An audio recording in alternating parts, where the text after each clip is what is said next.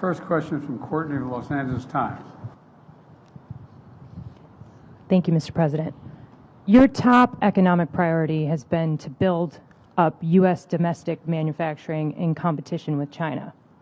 But your rules against expanding chip manufacturing in China is hurting South Korean companies that rely heavily on Beijing. Are you damaging a key ally in the competition with China to help your domestic politics ahead of the election?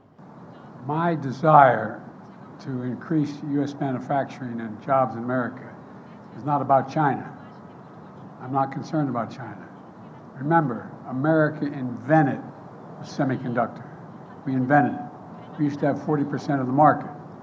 And we decided that what we're going to do over the past, I don't know how many decades, we decided that it was going to be cheaper to export jobs and import product. And along came the pandemic.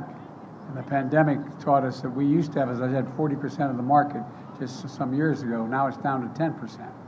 And again, we invented the supercomputer.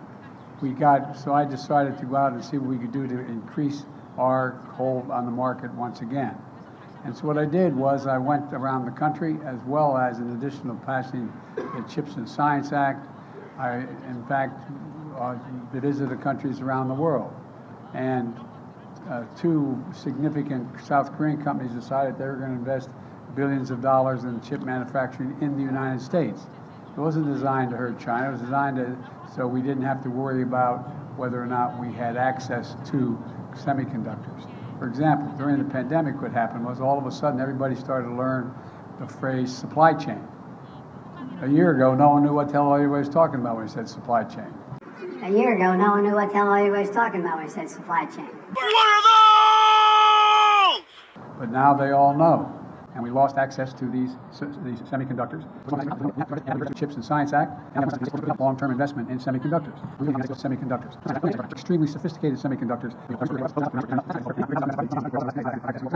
Semiconductors are coming back.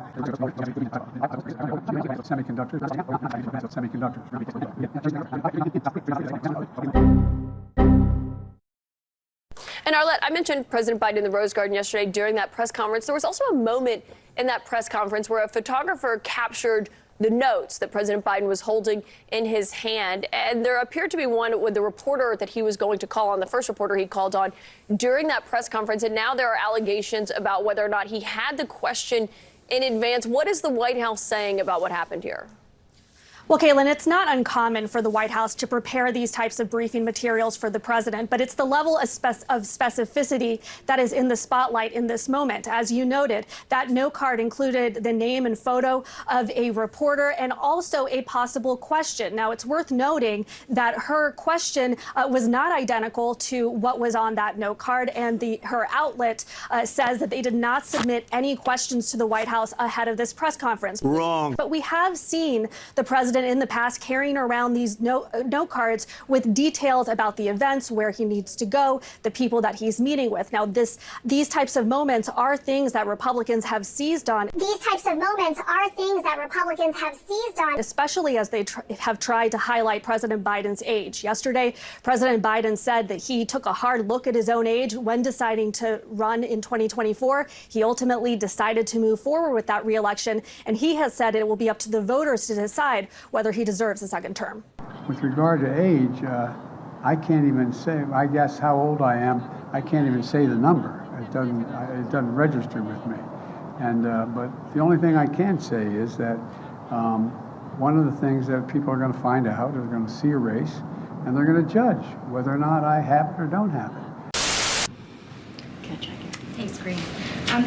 The LA Times said that their reporter did not submit any questions in advance of yesterday's press conference. So to people who saw that pocket card, can you explain how that ended up there and why the president needed something like that? So just to step back, and I'm actually glad you asked that question. And I'm actually glad you asked that question. You liar! clearly I would let the reporter for Los Angeles Times speak for herself. It is entirely normal for a president to be briefed on reporters who will be asking questions at a press conference and issues that we expect they might ask about. It is not surprising that yesterday we would anticipate questions that he did receive, right, on the visit with the South Korean president, as the South Korean president was standing to his right, or about 2024. That was completely expected, or about the debt ceiling, which he took questions at the end, shouted questions at the end, and of course we would note those issues to him. Those issues to him will likely come up. And let's not forget, we do these briefings every day, and a lot of the questions that you all tell me, that's how we brief him as well. You all ask me, that's how we brief him as well. So look, we do not have specific questions in advance. That's not something that we do. And in fact, I would point out the questions that was asked was different than what was on the card that you all saw. And look, again, we have these press conferences. The president takes your questions. Our job is to get a sense of what you all want to ask him. That is our job here, to get a sense of what's the news of the day, the topics you all are interested to ask of him, and so that we are all, not just him, we are all prepared to take that seriously and to take that in a way that is going to be reported from our point of view, because we know that you all are reporting out to the American people and want to make sure you get our point of view of how we see these different issues that I even just laid out, whether it's 2024, whether it's what has been discussed or the agenda with the president of South Korea. Again, we take this very seriously, and we want to make sure that we're providing information that's helpful to you and the American people. How are the reporters decided? So the way that we have moved forward with this type of process is that we reach out to a number of reporters who we know are going to be at the press conference, and that's what we did yesterday. And also we try to be really mindful and who has not gotten a question in a while. And so, as you know, we could only pick 2 reporters yesterday, so that limits our ability on how many reporters we can call on.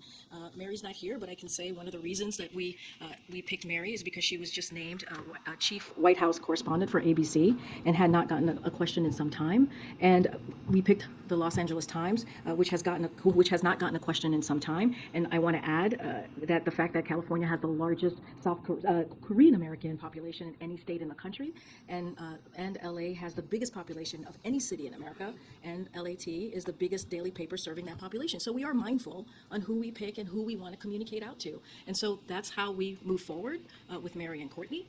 We thought that is pretty reasonable, wanting to, as we have the South Korean president with us during this press conference, because we wanted to also communicate with the Korean American. So that's usually how we move this process forward. I'm sorry. Is it your contention, Kareem? I'm not taking call. That the question Jackie's that was not done. on the so-called cheat sheet was Jackie, not similar to the question that was asked at the press conference. Your colleague is not done. Go ahead. It's a very reasonable question. No, but I hear you. Can you wait your turn?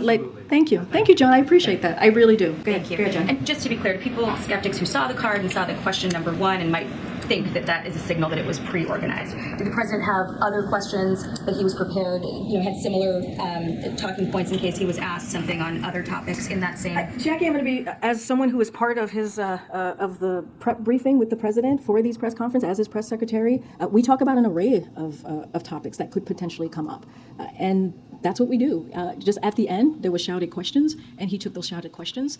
But we also had a sense that, hey, you might get something on a debt ceiling, which makes a lot of sense, which is one of the news of the day. So we cover an array of topics. It's not just the 2 Americans who asked questions. It was also the 2 South Korean reporters who asked questions. So we do our best to make sure that the president is ready to communicate with all of you and the American people. So yeah, we covered an array of issues, but of course, there are probably the top 5 topics, hot items that you all are interested in. And so that's kind of how we move forward. Okay. Let me just take a question from the back. Well, I just took a bunch of questions on this. I want. You literally just told me you would come back to it. Yeah. You also But you screamed. you literally just told me. I said wait your turn, but now we're running out of time. Go ahead, Ed. So Go ahead, Ed. So Go ahead, I Ed. wanted to ask you about the Inflation Reduction Act. I'm going to go way in the back. Okay, right, way in the back. Way in the back. All right, the young lady in the back. Go. Hello. Hi. This is my first time. So It's okay. Don't be nervous. my question is, what is the most difficult part about being press secretary?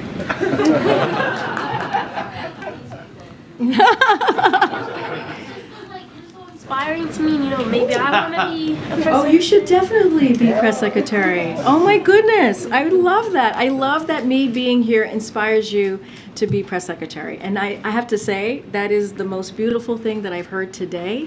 And I'm not going to speak to the negative here. I'm only going to speak to the positive. And who's your parent? Who are you here with? Her. Ah, okay. All right. Well, it's good to see you. Welcome to the briefing room. Hopefully we will see you behind this podium sometime soon. Cuddling. I like cuddling. Go ahead, too. keep telling this story. Well, research also shows that half an hour of cuddling can cut the amount of stress and hormones circulating in your body by half. Do you cuddle for half an hour? No, that's too long. No, my arm would go numb after 20. Things would get weird, right? Yeah, but this is nice. We should cuddle more often. I know. It's funny too, like, I'm single, a pandemic, you know, you do start to like really lose physical contact. Luckily for me, I have these two delicious kids that I treat like little human ribs, and you know? Yeah. Oh, okay. Well, I cuddle with them all the time. All right, well, we need more cuddle breaks in the show. I just want to say that felt nice. Oh, yeah, me too. But, you know, it wouldn't be... Oh my goodness, I would love that. I love that me being here inspires you. All right, everybody, I'll see you Monday. Have a great. See you at the White House Correspondents' Dinner.